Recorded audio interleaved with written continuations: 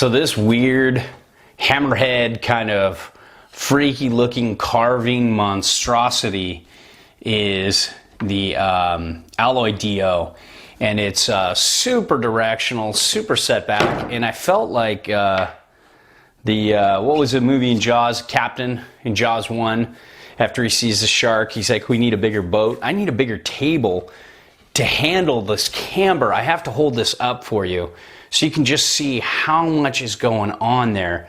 This is nuts. This is so nuts. This is so much camber.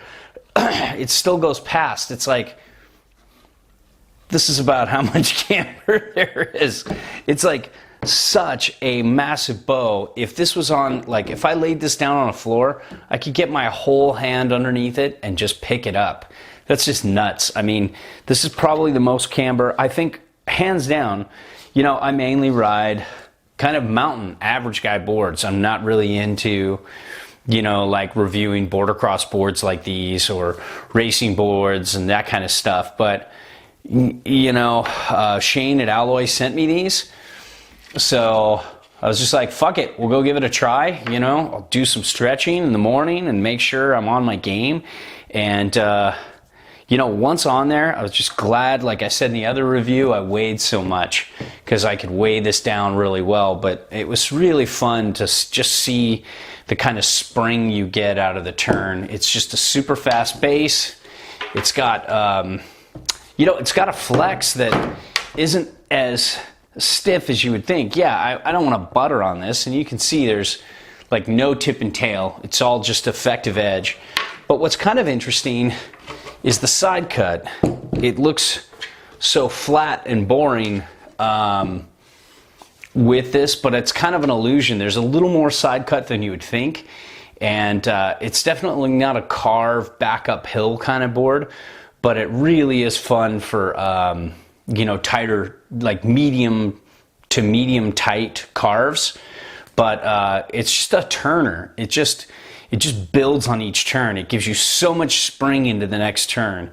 Like, you know, I'm not as fast a rider as Zobel, but Zobel said that, you know, I'm just turning, and a lot of times he had to straight line to keep up because this board just keeps building out of each turn and giving you more speed. And so, you know, I don't have a lot of experience with racing boards and bordercross boards and, you know, super carver boards like these.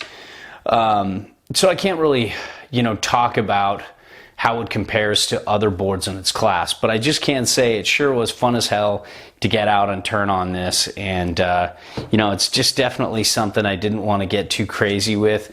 Like, I didn't want to ride this all day. I just rode it in the mornings when the groomers were good, and then kind of put it away as things started getting messy. But you can see it's really set back. There's a lot more nose than tail. Let's just kind of see here. We're set all the way back. I mean, you would never want this thing in powder. This is like 22 there, so I'd probably be more like this, which is like 22 3/4. And so, you know, you're getting pretty far back. It's like 59 centimeters, or like 23 1/4 inches. And then you're looking all the way back.